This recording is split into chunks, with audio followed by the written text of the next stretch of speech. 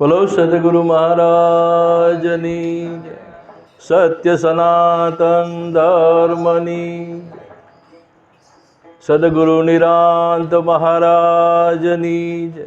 સદગુરુ ખોડીદાસ મહારાજની જય. અત્રે પધારેલા હરિગુરુ સંતન કી જય. ખૂબ ખૂબ ધન્યવાદ. આજના પવિત્ર અને પાવન દિવસે રાજુભાઈના આંગણે એમના સદગત પિતાશ્રી વાઘજી દાદાની પ્રથમ પુણ્યતિથિ નિમિત્તે એમના હૃદયના ભાવથી આપણને સૌને આમંત્રિત કરી અને ભજન કીર્તન સત્સંગનો આવો અમૂલ્ય લાભ આપણને લેવડાવ્યો એ બદલ રાજુભાઈને અને એમના સમગ્ર પરિવારને આપણે તાલીથી વધાવી. કારણ કે હમણાં અમારા મહાપુરુષોએ વાત કરી કે જીવનની અંદર જ્યારે શુભ ઘડી આવે, સારો સમય આવે, ત્યારે એને આવું કાર્ય સૂજે. નહીંતર આ હળાહળ કળિયુગની અંદર અત્યારે માણસ પાસે બધું છે પણ સમય નથી. તો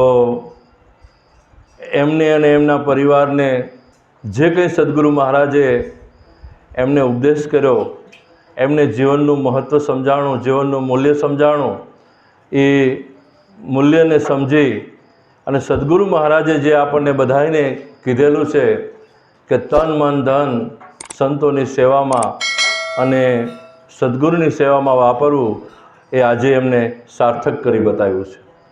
આપણને બધાને કહેલું જ છે પણ આપણને એ વાત યાદ નથી.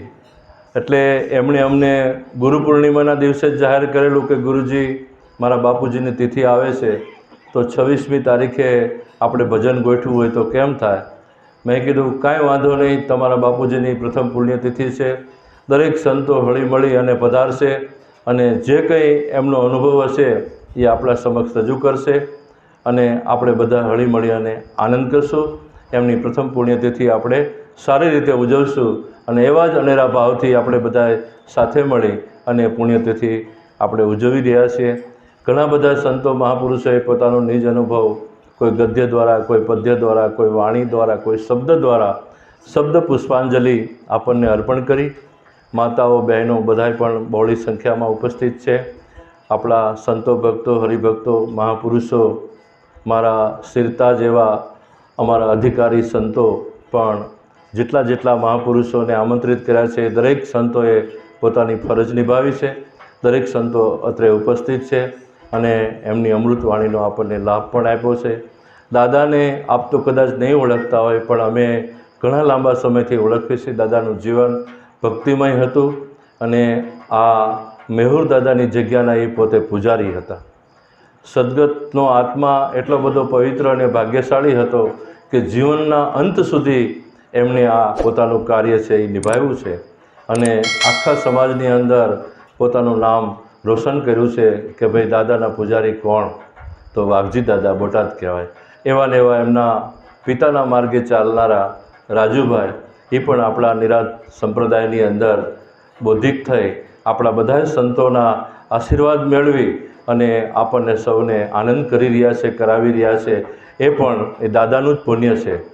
કારણ કે પિતા ન હોય જો જ્ઞાની અને જો સંસ્કારી, નો ધાર્મિક, તો પાછળ આવા પુત્ર થાય નહીં. એમના બીજા ભાઈ વિનુભાઈ પણ આપણા નિરાજ સંપ્રદાયના બૌદ્ધિક છે. આમ તો સમગ્ર પરિવાર, એમના પિતા, પુત્ર, એમના દીકરાઓ, એ બધાય આપણા નિરાજ સંપ્રદાયના બૌદ્ધિક છે.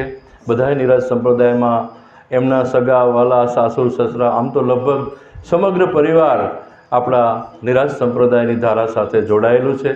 એ પોતે પણ ખૂબ બધાય હવની રીતે કામ ધંધો કરતાં કરતાં આ ફરજ બજાવી રહ્યા છે. ધન્ય છે એવા પરિવારને આપણે ફરીથી એ પરિવારને તાલીથી વધાવીએ અને ત્યાર પછી જે કંઈ સદગુરુ મહારાજ આજના પ્રસંગોચિત આપણને ઉદ્બોધન કરાવે, સદગુરુ મહારાજની મહેરબાની હોય એવા શબ્દો આપણા શ્રીમુખમાંથી નીકળશે.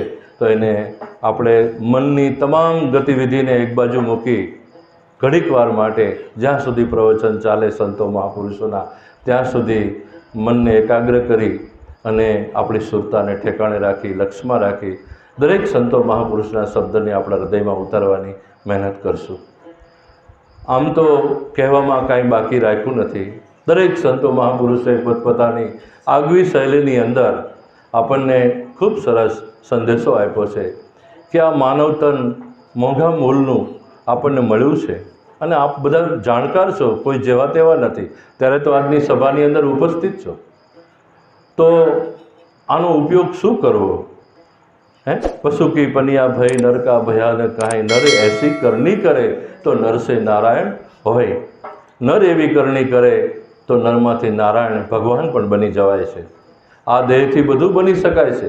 આ દેહથી તમારે જે બનવું હોય બની શકાય. અમારે ધીણોજમાં લાલજી મહારાજ થઈ ગયા, એમને 50 વર્ષ પહેલાં પડકાર ફેંક્યો હતો કે ઈશ્વરને ઓળખવા હોય તો આવજો.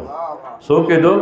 ચેલેન્જ ફેંકે. વિશ્વના તમામ ધર્મ સંપ્રદાયને એક બાજુ રાખી અને પોતે એટલા બધા સદગુરુ મહિમાની અંદર પારંગત બન્યા, એટલે એમને ચેલેન્જ ફેંકી કે ઈશ્વરને ઓળખવા હોય તો આવજો. અને એમની ચેલેન્જના આધારે અનેક હજારો સંતો ભક્તો આજે બધા આનંદ કરી રહ્યા છે. આપણે પણ એ મહિલા જ છીએ. અને એમને એવું કીધું હતું કે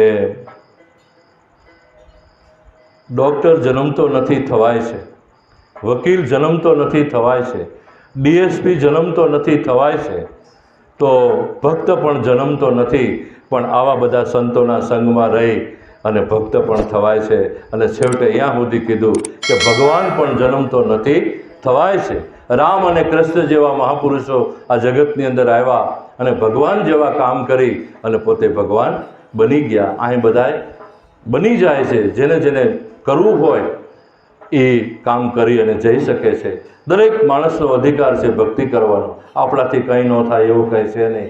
જેણે 2 હાથ 2 પગ અને મસ્તક આપ્યું છે, દરેક જીવનો અધિકારી છે ભજન કરવા માટે, ભક્તિ કરવા માટે. પણ કોઈ સાચા મહાપુરુષનો શરણું મળી જાય, જેમ મગનરામ મહારાજે, ધીરુરામ મહારાજે, ગોવિંદરામ મહારાજે આપણને દિશા સૂચન કર્યું.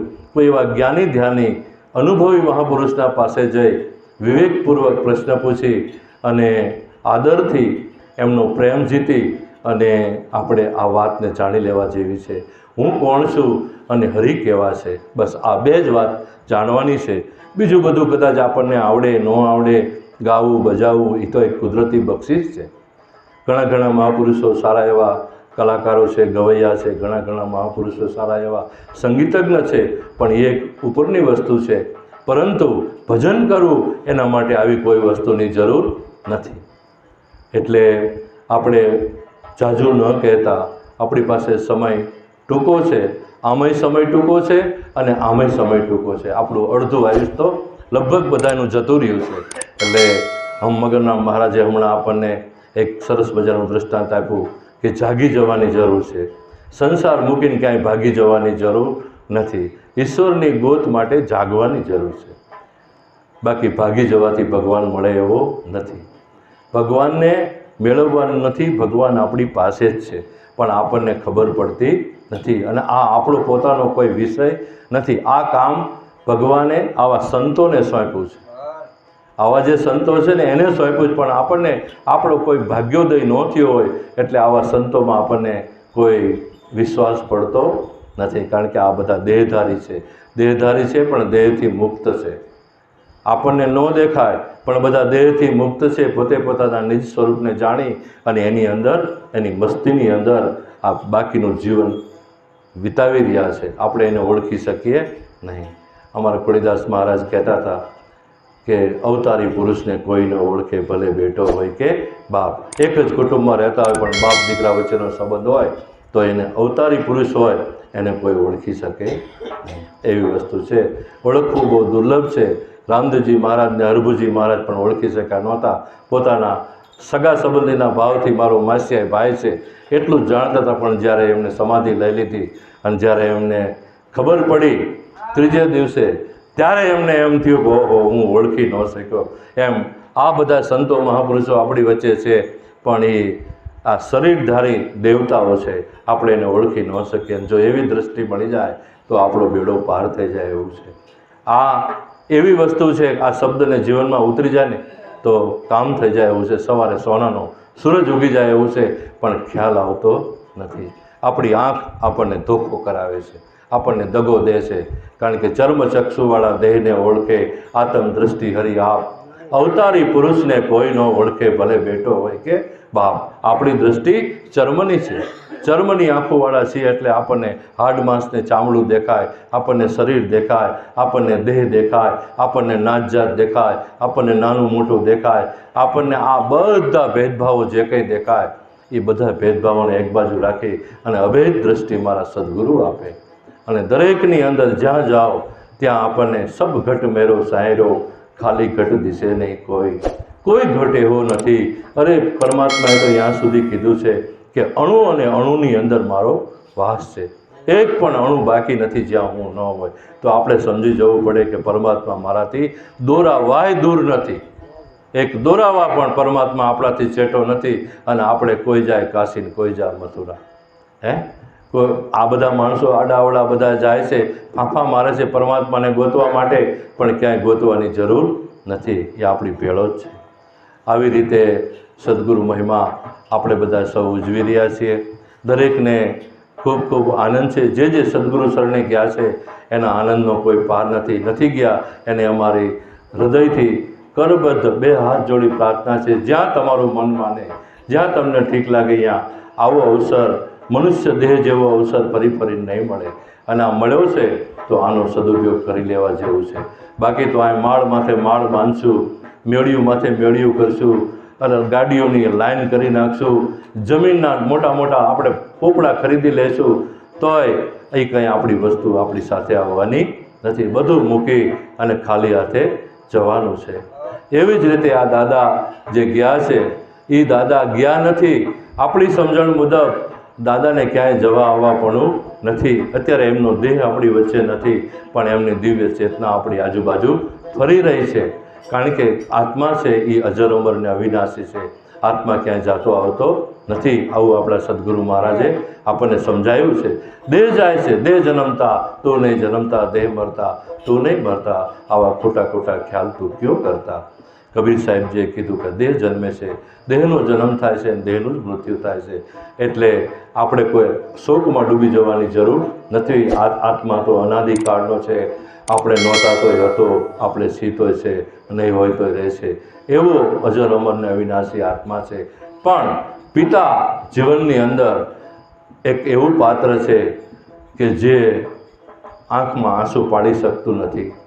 માતા કદાચ બે આંસુ પાડી દે અને પોતાનું દુઃખ છે એ ભૂલવાની કોશિશ કરે, પણ પિતા ગમે એટલો આખા કુટુંબનો ભાર ઉપાડે, પોતે ફાટેલા પહેરીને આપણને નવા પહેરાવડાવે, પોતે ટુકડામાંથી ટુકડો કરીને આપણને ખવડાવે, અને પિતા આપણી તમામ જવાબદારી પૂરી કરે અને હોંશે હોંશે મોટા કરી, આંગળી ચાલી અને આપણને ભણાવે, ગણાવે, મોટા કરે, બધી જવાબદારી રાખે, ભણાવે, પહોંચાવે. આ બધું પિતા કરે મૂંગા મોઢે. પણ પિતાએ કોઈ દિવસ દીકરાને એમ કીધું નથી કે તારા માટે મેં આટલું આટલું કર્યું છે. માતા કદાચ કહી શકે કે ભીને પોઢીને પોતે સુકામાં સુવાડે. માતા માટે ઘણા બધા કવિઓએ લખ્યું છે કે જનનીની જોડ સખી નહીં જડે રહેલો,